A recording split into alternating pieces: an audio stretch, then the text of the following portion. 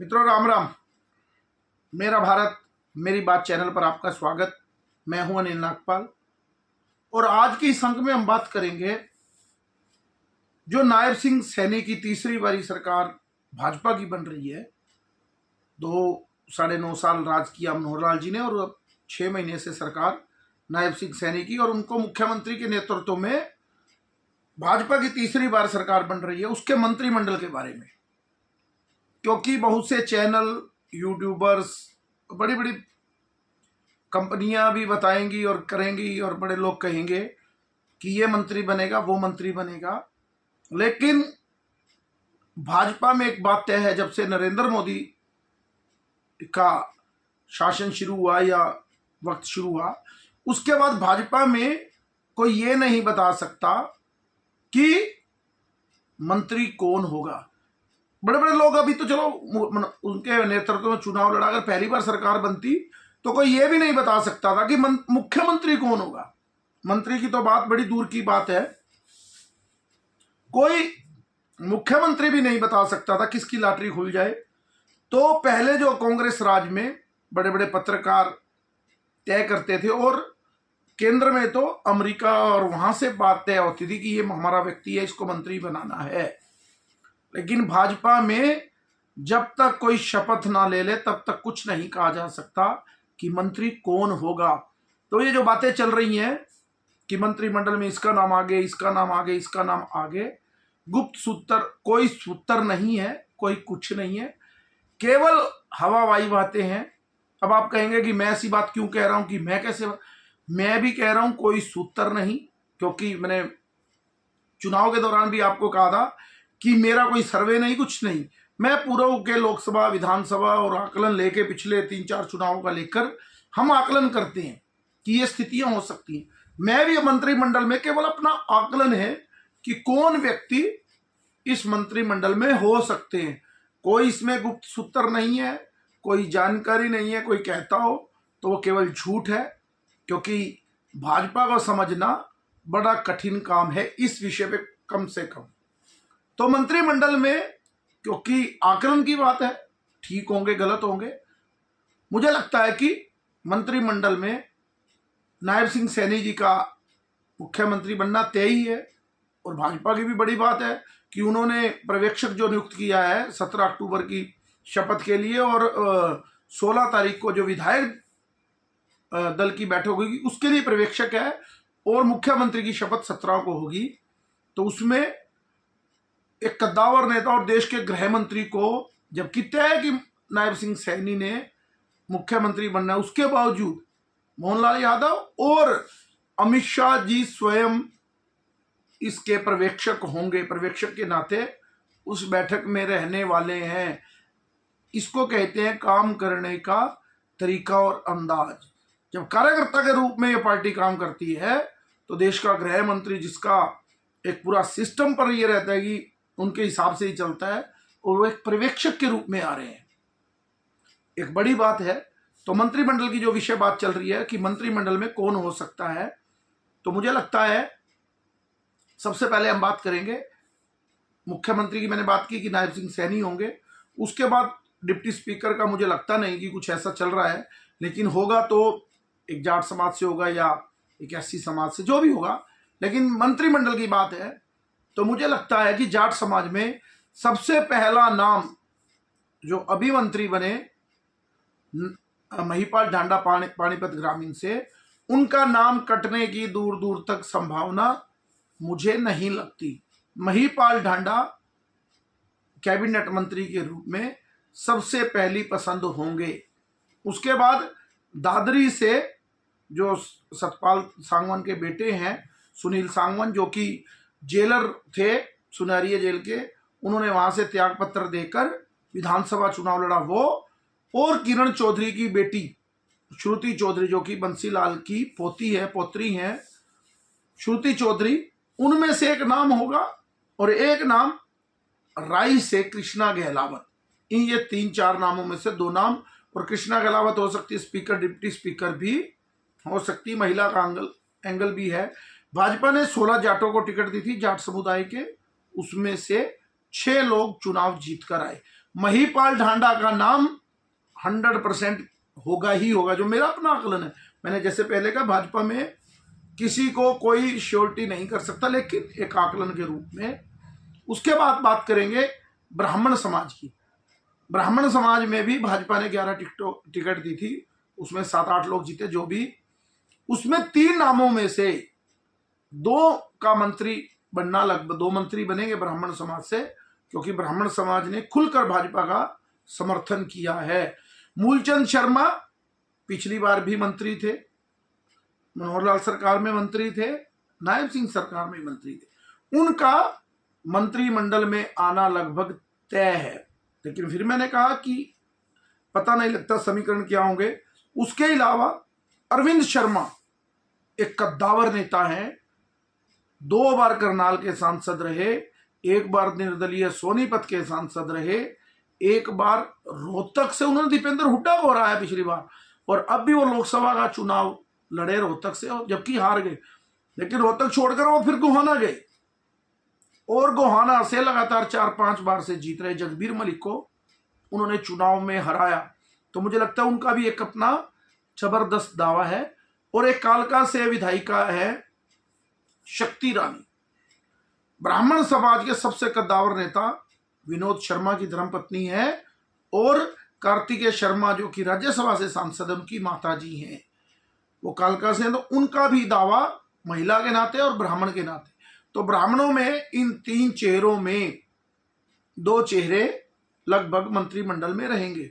बहुत से लोग दादा गौतम की बात कर रहे हैं, सफीदों से चुनाव जीते 78 साल की उम्र में, कि उनका मंत्री, क्योंकि पिछली बार उनको दुष्यंत चौटाला ने नहीं बनाया था मंत्री, तो उन्होंने बगावत सी कर दी थी। तो बहुत से लोगों को लगता है कि वो, लेकिन मुझे लगता है कि मंत्रिमंडल में शायद उनका स्थान नहीं होगा, और होना भी शायद बड़ा मुश्किल है, क्योंकि उनको सीट दी बड़ी मुश्किल से सफीदों से, और चुनाव जीत गए भाजपा की जो अंडर करंट हवा थी उसमें। और मुझे लगता है कि ये 3 ब्राह्मणों में 2 ब्राह्मण तय हैं। उसके बाद बात करेंगे एससी समाज से। वाल्मीकियों में कृष्ण बेदी से एससी समाज से बड़ा नेता भाजपा का कैडर का व्यक्ति कोई भी नहीं है, और वो संगठन और भाजपा की बड़ी पसंदीदा व्यक्ति है। शाहबाद से वो 2014 में जीते, मंत्री रहे, 19 में हारे, तो मनोहर लाल जी ने उनको अपने सीएम हाउस में राजनीतिक सलाहकार के रूप में बिठाया, और इस बार उनको नरवाना में चुनाव लड़ाया, और वो विधायक बन गए। तो लगभग, क्योंकि वो संगठन की बड़ी प्रिय पसंद है, तो उनका मंत्रिमंडल में आना तय है। लेकिन फिर मैं कह रहा हूं, उनका केवल एक ही, इसमें मैं ये नहीं कह रहा कि उनका रास्ता कठिन है, लेकिन मुझे लगता है कि कहीं अगर संगठन इस विषय पर सोचे कि हमें पार्टी में, संगठन में भी एक कद्दावर नेता की जरूरत है, तो कृष्ण बेदी, क्योंकि प्रदेश के वो महामंत्री भी हैं, तो उस एवज में मैं ये नहीं कहूंगा कि पत्ता कट गया, क्योंकि भाजपा में दायित्व होते हैं, पत्ता कटना नहीं होता। तो हो सकता है कि उनको जिम्मेवारी, उनका महत्व ये समझा जाए कि उनको संगठन में रह गए पार्टी को, एससी समाज को, उनके समाज को पार्टी के साथ जोड़ना है, और उनकी जिम्मेवारी वो तय हो जाए, तो हो सकता है कि वो महामंत्री हैं तो रुक जाए, नहीं तो उनका मंत्रिमंडल में आना लगभग पहला ही नाम है एससी समाज में जिनका मंत्रिमंडल में आना तय है। और दूसरा नाम कृष्णलाल पवार, वो पिछली 2014 की सरकार में भी मंत्री थे, फिर वो हारे 2019 में, फिर उनको राज्यसभा भेजा गया, और फिर उनको विधायक का भी टिकट दे दिया गया, और विधायक वो बन गए।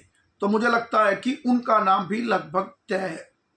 और 2, एक बावल से और एक पटौदी से, क्योंकि दोनों टिकटें कटी थी। पटौदी से सत्य प्रकाश जरावता की टिकट कटी, और बावल से जो दोनों बार 10 साल से मंत्री थे बनवारी लाल, उनकी टिकट कटकर कृष्ण कुमार को टिकट मिली, और सत्य प्रकाश जरावता की जगह बिमला चौधरी को टिकट मिली। तो राव इंद्रजीत उन दोनों में से जो तय करेंगे, लगता है उन दोनों में से एक का मंत्रिमंडल में नाम तय हो सकता है। अब बात करेंगे जैसे जाट, ब्राह्मण और एससी समाज की। अब बात आई पंजाबी समाज से। 2 मंत्रियों का बनना तय है, उसमें सबसे एक नाम, कद्दावर नाम अनिल विज का, अगर वो स्वयं से कह दें कि मुझे तो बहुत साल हो गए लगातार, अब वो 7वीं बार विधायक बने हैं लगातार, तो नहीं, 2004 का चुनाव हारे थे वो, तो 7वीं बार विधायक बने हैं, तो हो सकता है कि वो खुद से कह दे तो अलग बात है, नहीं तो उनका नंबर कटना असंभव है, वो मंत्री बनेंगे। और दूसरा व्यक्ति, एक घनश्याम अरोड़ा जी का भी नाम चल रहा है यमुनानगर से, वो भी तीसरी बार बने हैं। लेकिन मेरा अपना एक आकलन है, क्योंकि कृष्ण मिड्ढा जींद से तीसरी बार चुनाव जीते हैं और 2 बार उनके पिता डॉक्टर हरिचंद मिड्ढा चुनाव जीते। पूरे प्रांत में एक व्यक्ति का नाम कोई चलता था हर समाज के रूप में। 2009 में जब वो विधायक बने तो भूपेंद्र सिंह हुड्डा जब मुख्यमंत्री थे तो वो भी उनके चरण छूते थे, प्रणाम करते थे, और ओम प्रकाश चौटाला भी उनका सम्मान करते थे। कि राजनीति में इतना शरीफ व्यक्ति, अकल्पनीय व्यक्तित्व के धनी थे डॉक्टर हरिचंद मिड्ढा, कि वो विधायक बन गए जिनका राजनीति से कोई लंबा चौड़ा वास्ता नहीं। ओम प्रकाश चौटाला ने टिकट दी और 2009 में वो विधायक बने चौटाला की टिकट पर, और 2014 में फिर इनेलो से चौटाला की टिकट पर विधायक बने, तो विपक्ष में थे।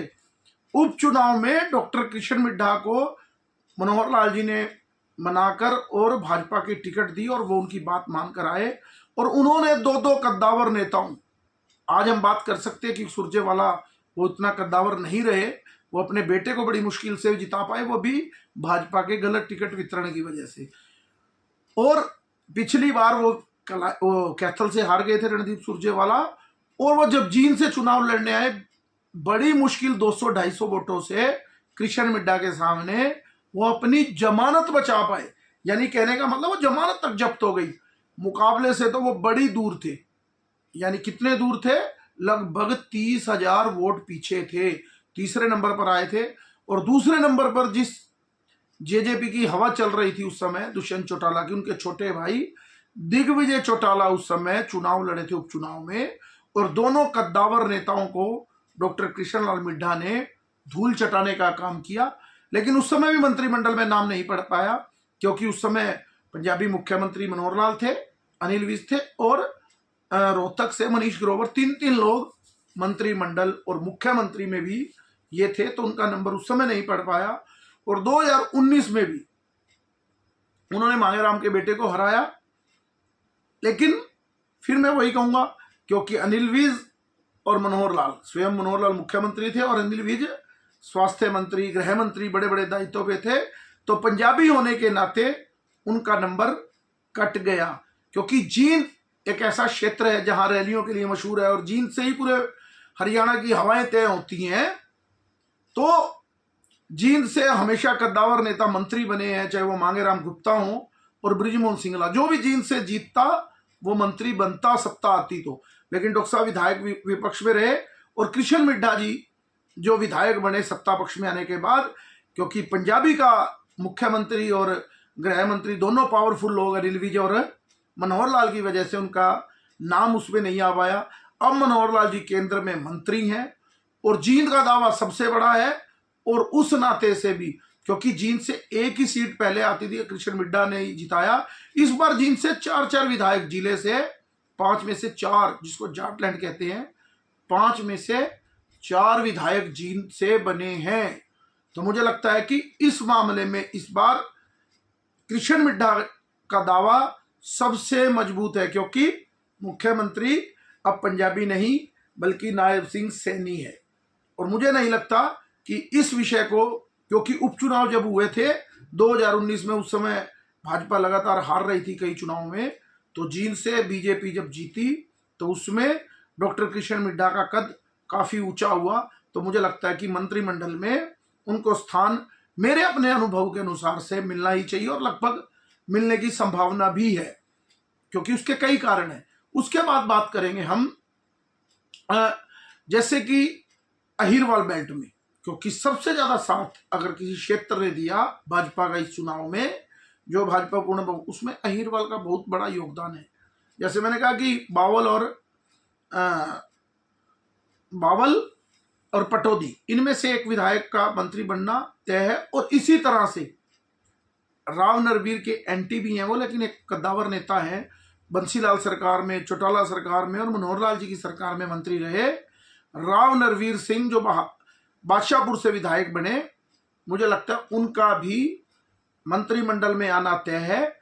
और एक और व्यक्ति जो राव इंद्रजीत की पसंद होंगे, क्योंकि वो चाहेंगे कि उनकी बेटी आरती राव भी चुनाव जीती हैं, वो मंत्री बने। बहुत सी चर्चाएं भी चल रही हैं, पर मुझे लगता है कि भाजपा में शायद उनकी बेटी वहां पर मंत्री शायद ना बन पाए, क्योंकि वो खुद केंद्र में मंत्री हैं, लेकिन वो अपने किसी और व्यक्ति को, अपने किसी और कार्यकर्ता जो विधायक उनके बने, उनके विश्वास पात्र, उनको मंत्रिमंडल में लेने में वो कामयाब हो जाए। इसी तरह से गुर्जर समाज में भी जो डागर हैं फरीदाबाद से विधायक, उनका लगभग बनना, डागर नहीं, नागर, राजेश नागर हैं वो, उनका बनना तय है। तेजपाल तंवर सोना से हैं, सोना से पिछली बारी संजय सिंह मंत्री थे, उनको नू भेजा गया, उनकी जगह विधायक पहली बार बने हैं, तो उनका भी नाम है। लेकिन मुझे लगता है कि राजेश नागर जो फरीदाबाद से हैं, उनका बनना लगभग तय है। उसके बाद एक अग्रवाल समाज की बात करेंगे तो भाजपा ने 5 सीट दी थी, उसमें से 2 अग्रवाल जीते। कांग्रेस ने 2 अग्रवालों को टिकट दी, 0 जीत हुई, केवल 2 ही सीट मिली थी कांग्रेस की तरफ से।